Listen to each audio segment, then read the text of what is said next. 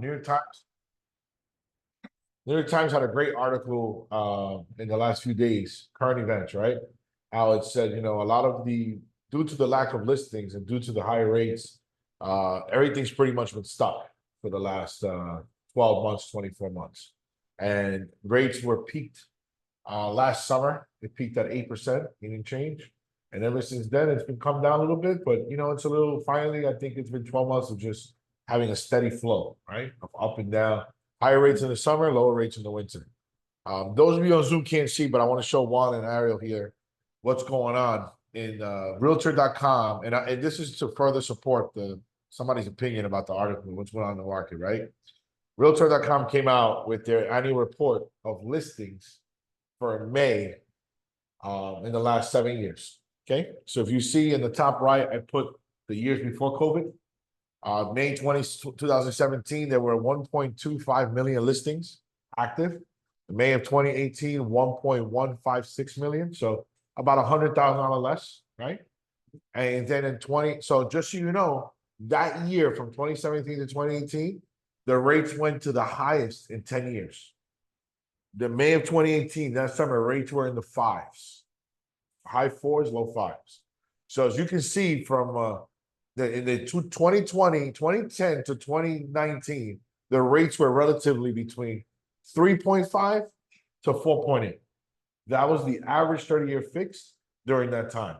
The moment a new president took place and a shift in policy, rates started going up from 2017 all the way up to 2020.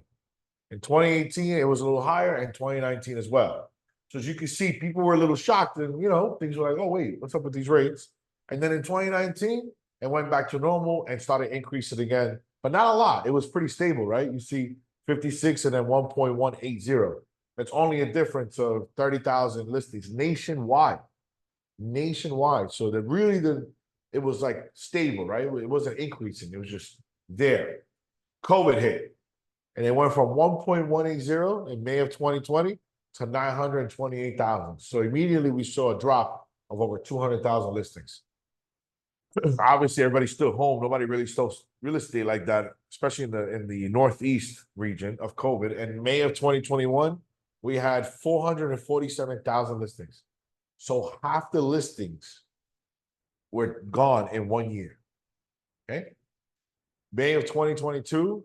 Now, this is Realtor.com. This doesn't include off-market deals. Doesn't include everything that's on the multiple listing service. During this period of COVID, it's interesting because I'm sure there were a lot of deals, a lot of cash deals, a lot of people moving all over the country that probably weren't reported as active listing. May 2022, a year later, it started to go up only around the same. May 2023, it went up about 100,000. Now remember, from 22, when did the rate start going up? Everybody remembers? Beginning of 22. The end of 21, beginning of 22. So right there, rates already going up in 22. 23 last year with the highest rates. May of 2023, the listings only went up 100,000. So our market before COVID was used to how many listings on the market every year? Over 1 million, right? All of a sudden, because of COVID, now public information, we're down to half, but the rates went up drastically, right? Because what did the government didn't want to happen? They didn't want the listings to go back to normal, and then the appreciation of price was already up. Nationwide, prices were already up, what? 20 to 30%. There's not enough listings. People are moving all over the country. Everybody got a lot of free money, and now people are buying, and the prices of houses are up. So now you have in 2023, they had to make the rates the highest possible so the listings don't get crazy back to 1 million and the prices of home go up to 50, 60, 70%. So now, the last 2 years, rates have been the highest, but guess what happened the last year? Look at this chart. May 21 to 23 is only the 4 5s. This year, we have listings over 700, almost 800,000 listings on the market. Going back up. It's a 3-year trend. So what does that mean? That means that's why the rates are still high, because they don't want, if the rates drop even a 0.5%, 1/4% or a point, those people are going to start moving again. They're moving right now. Do we know why they're moving? There's a lot of good articles out there. Reasons why? Well, guess what? There's new workforce, new professionals, new people having families. Every year, somebody turns 25, turns 30, turns 30. So those new people that have been looking and have been working or in the workforce the last 4 years are used to higher rates. They don't know what it is to have a low rate. So now they're entering the home ownership and they want to buy. So a lot of first-time home buyers are like, hey, listen, I want to buy. It's my turn.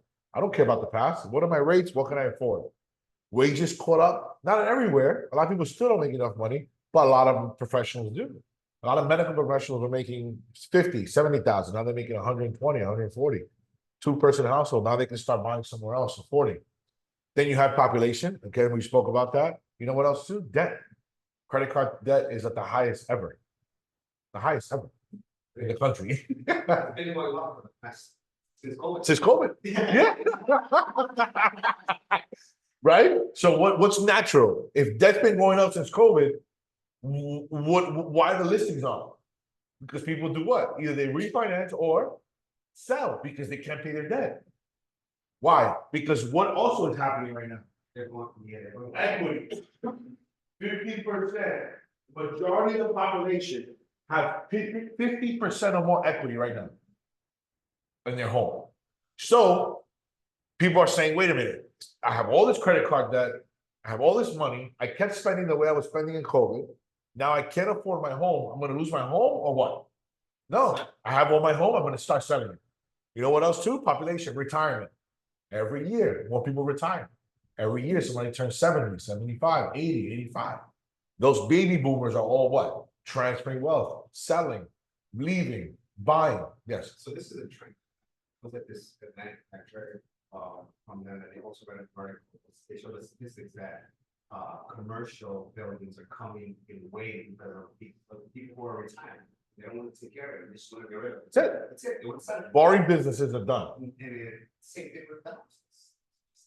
Right. So Realtor.com says year-over-year listing. This is for residential. It might include some commercial. That's a good point.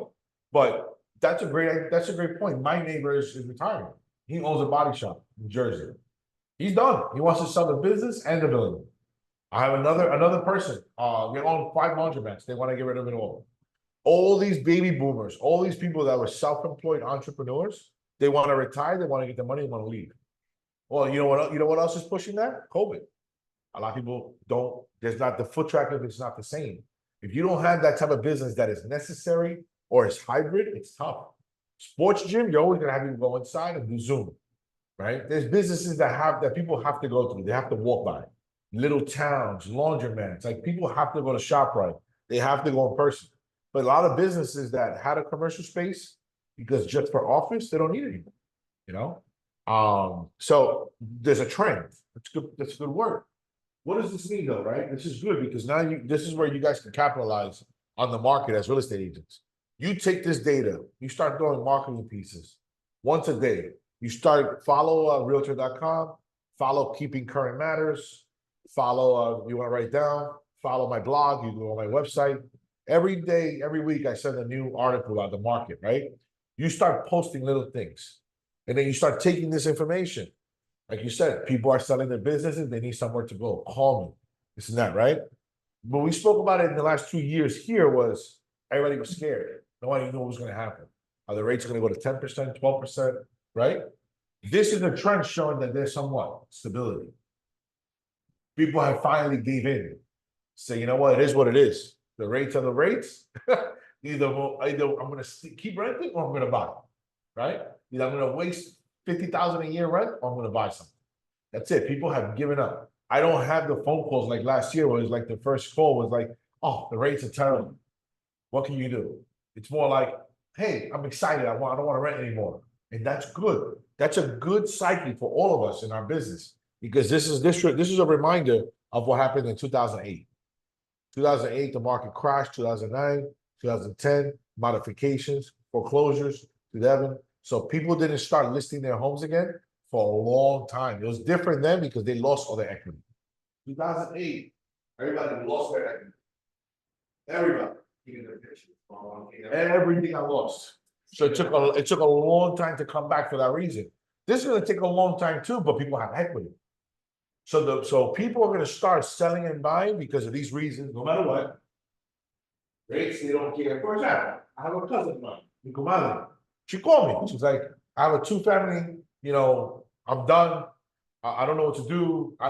She's like, I'm gonna probably sell it to my family, to my uncle. They're gonna do like a family sale. But she's like, but if I do that, can I buy? I said, yes. You do a gift of equity, sell it to your family. Okay. Now, what about my rate? I don't want to lose my good rate. Yeah, she has 3.5%.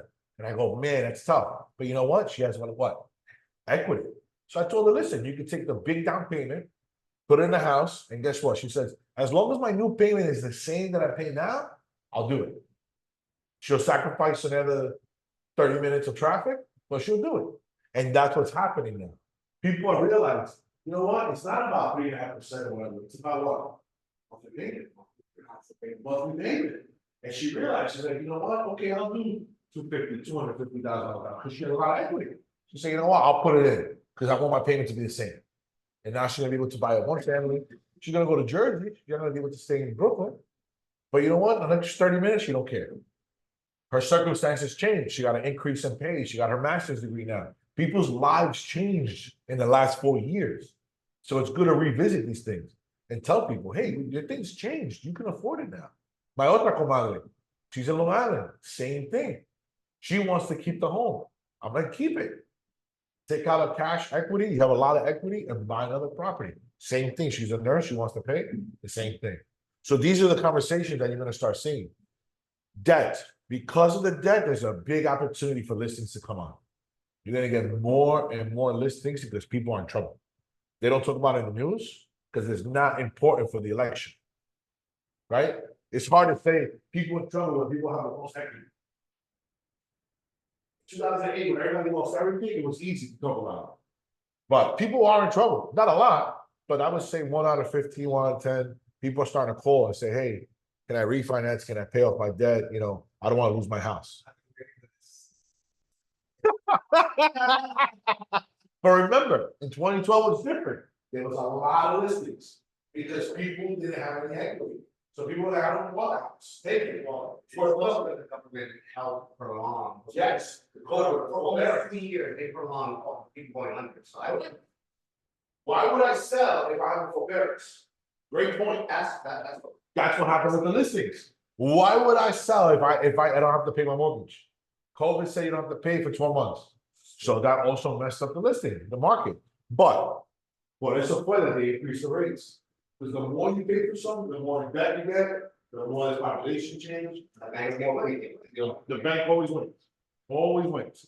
So I think this is a positive trend in the market, no matter what they say. I think that 2025 is going to be better. I think it's a start. You have a 3-year trend of more listings, not 1 year, right? Global market is up, down, up. Up, down, up, right? Up, down, so starting from here, sorry, this is down. So down, down, down, up, down, down. Okay? So from here, down, up, and then down, down. Now we have up, up, up. Up is not gonna go forever. It's gonna go down. But it's a trend that it broke the 2 down cycles. Okay? So that's good. That means that we gotta get ready.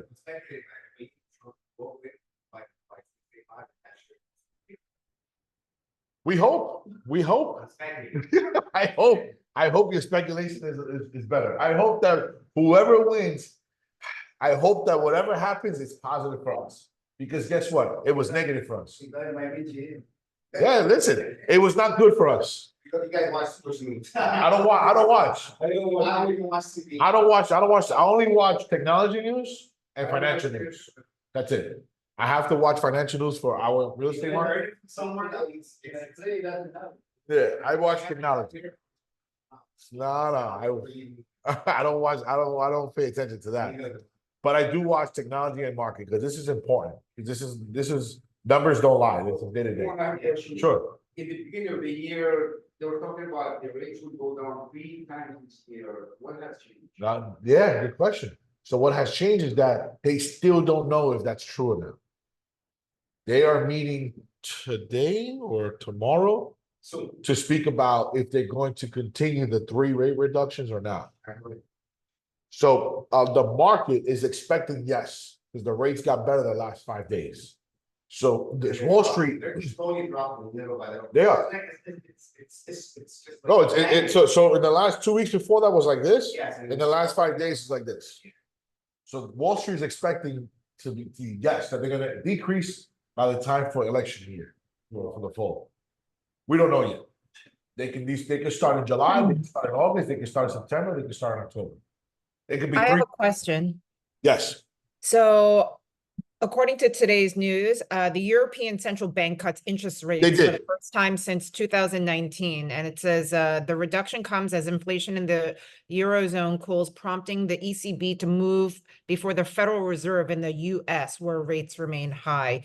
Given that news, is it going to be a bit of a domino effect? It should.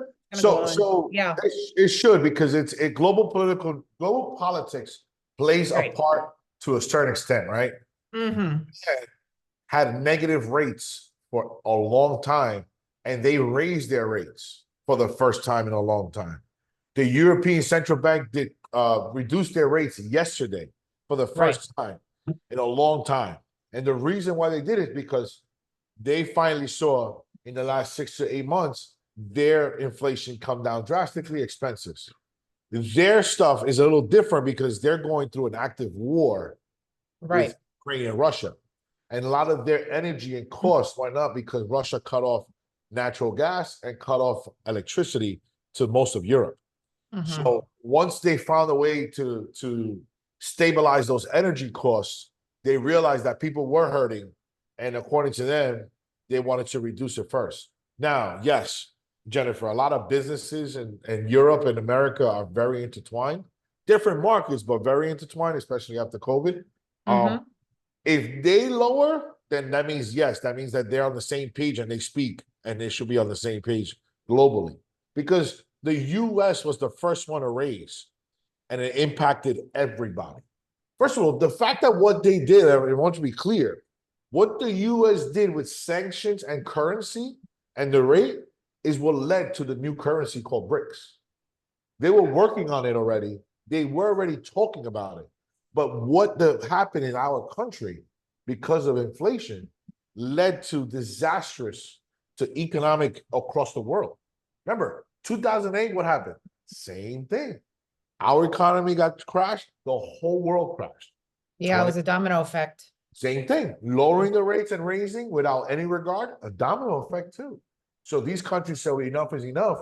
Our currency used to be backed by gold. Now it's backed by the dollar. But these guys just make up any reason to raise it or lower it. There's no consideration for me.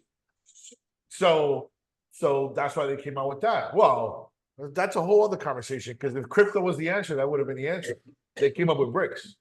So anyway, so currency, that's a whole other topic. But the point is, Jennifer, to answer your question, yes, if the fact that they're projecting a lower, they're starting to cut their rates, that means that hopefully we're on the same path. Yes. The last 3 days of economic news shows slowdown in job hiring, more layoffs. So it's like weird. It's like bad economic news is good for rates, but it's not good for us, right? Because if people start laying people off and jobs are not really hiring, the question is, who is hiring? Where are the jobs coming from? There's a big article that came out yesterday that Biden is starting to tighten up the border. It came out yesterday. It wasn't in the news, but it's in the time, in the news, not in the TV, excuse me. Be careful where you get your news. TV and the articles are very different. So you should go, you could look it up, Jen. There's an article that said that Biden is starting to tighten up border security. Okay. Because I saw it today. that's going to affect the job numbers that's been reporting for the last 12 months. Because what they're saying is that a lot of immigration, whether legal or undocumented, were actually being hired, right? And still being counted on payroll. Remember, if you have a tax ID, you pay what? Taxes. Right. I go in here, restaurants, all I see is just immigrants being hired. Yeah. Even the cooks. Like one time I went to the it's just right now, they got my order wrong. They don't speak English. But again, that's not a problem because remember, 2 years ago when COVID happened and we were all here, we couldn't get a restaurant to serve us. We couldn't get a server. I remember, I don't know, Jen, if you're a big foodie, I'm a big foodie.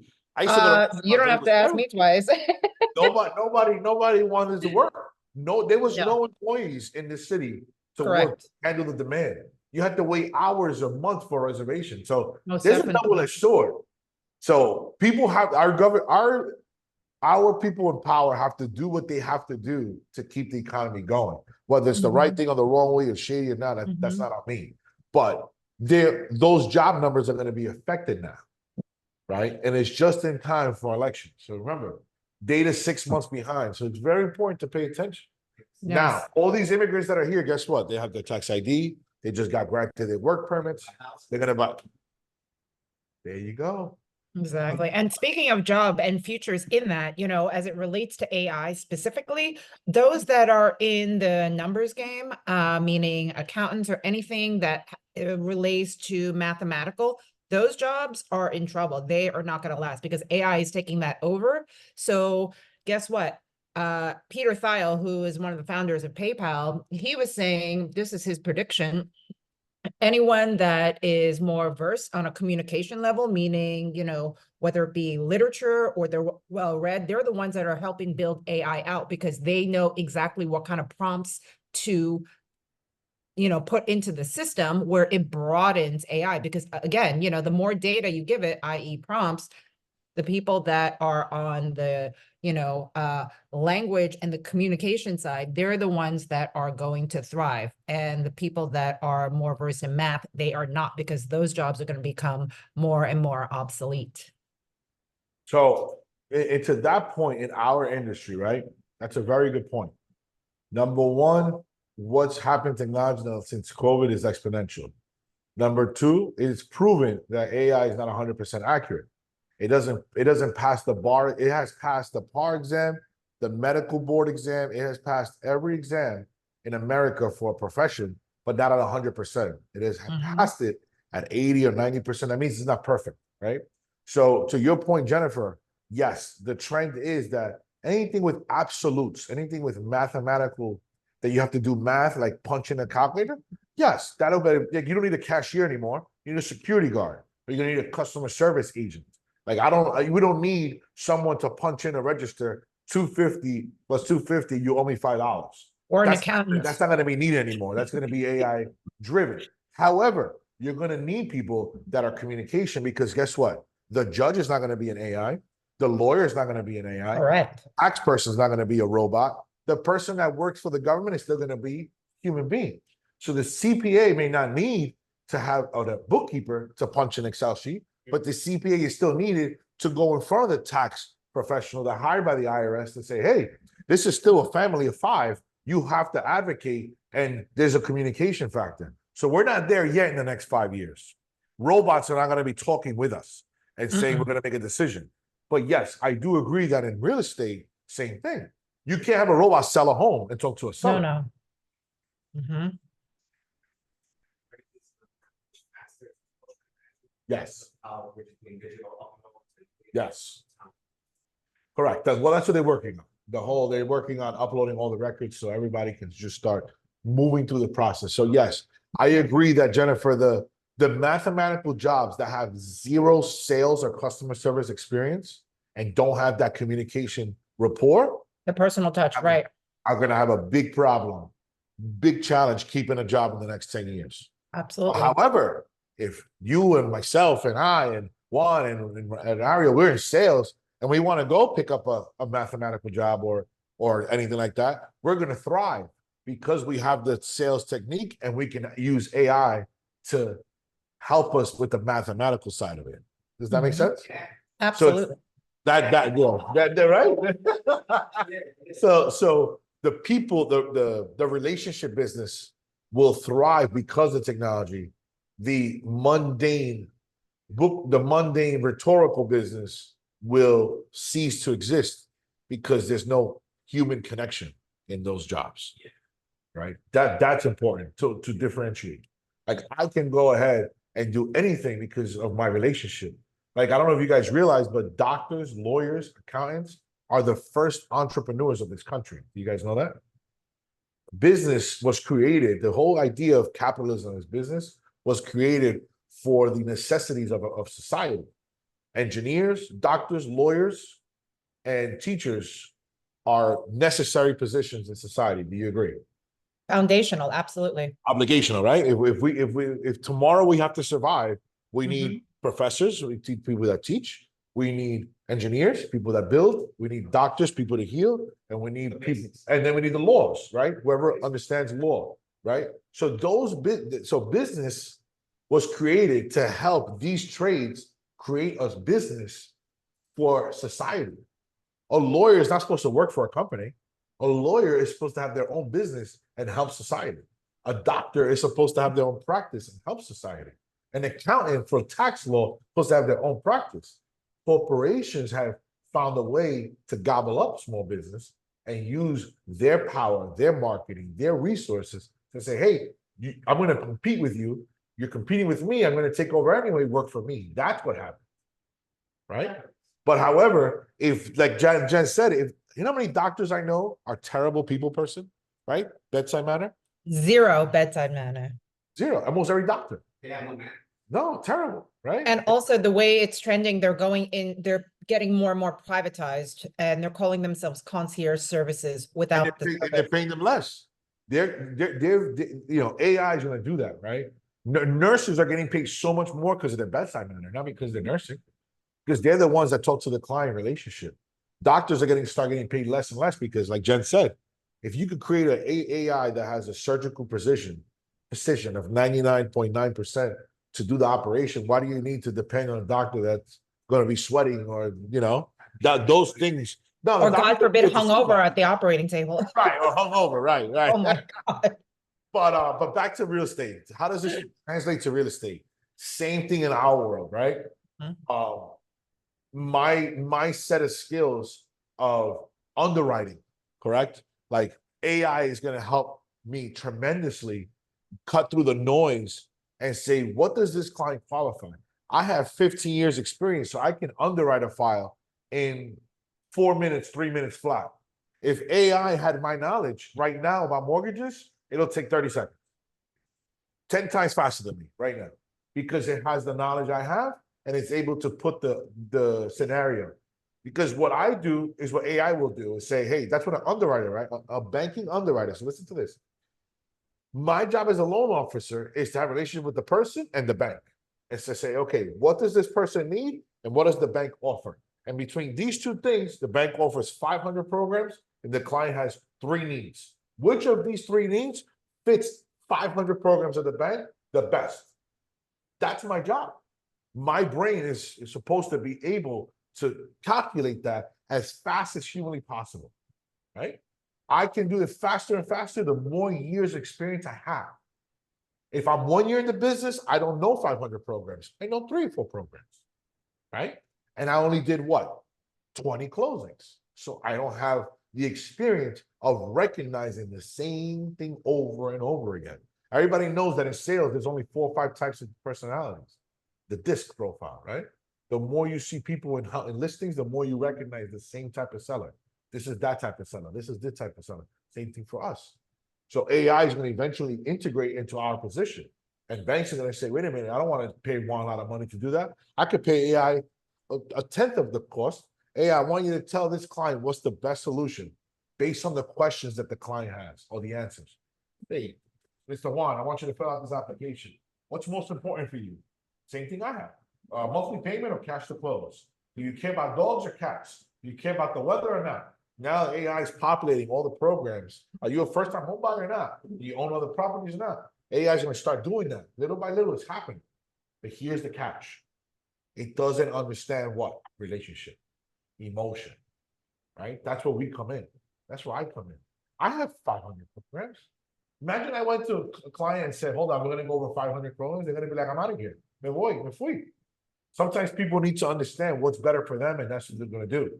So in that respect, Jen, for me, for you, for Juan, that's going to help speed up the process because Juan's not going to have to go back and call the town.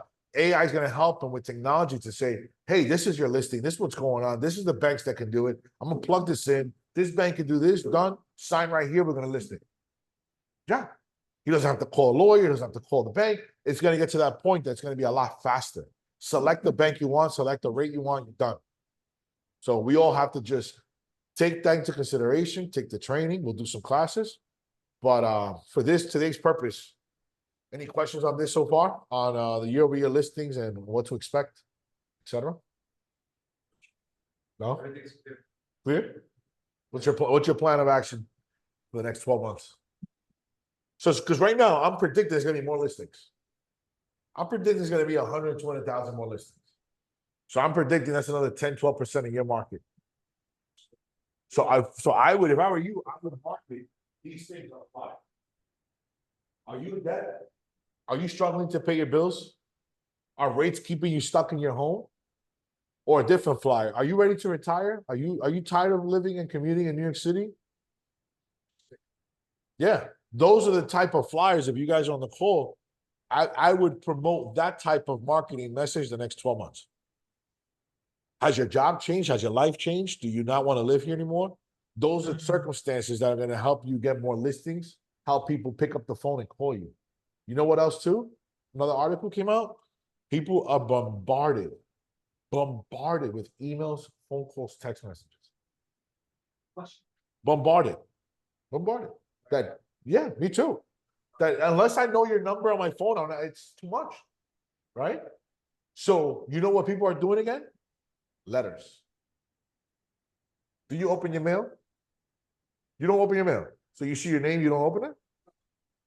Is that I know it's important. How do you know it's important? Because I know like my bills. Okay. Where they come from. Right. Mostly online payments.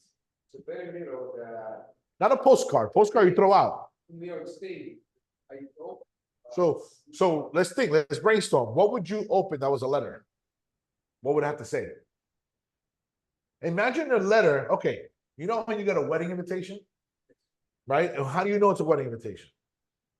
Because it doesn't say Chase, right? It's not a bill. How do you, right? No, how do you know? It's written.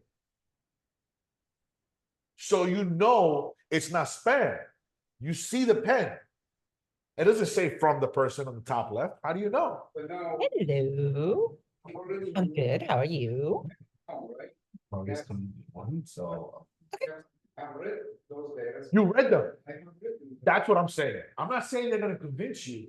Yeah. I'm saying that you read them. Yeah, I have. So that's the new trend because people are not opening their emails to read. People are not picking up their calls because there's too many calls. But guess what? If you mail them a letter, they will read it. They might not call you, but they will read it. Yeah, I have a couple. So a lot of people are starting to get back to the original way because we're getting too many advertising. A lot of people, if you open up people's phones, they have 1,000 unread emails. Nobody wants to check their email anymore. You know? So I'm starting to realize that I'm getting phone calls and people are like, yeah, I got a letter that said to call you. And a realtor put me on the letter and said, if they have any questions about line of credit, pay off consolidated debt, to call me. Oh, okay, great. Thank you. So something to think about. It doesn't have to be 10,000 letters. Everything works. Yeah. Thank you. I appreciate it, Juan. All right, here we go. I think I'm just coming up. Any questions on rates?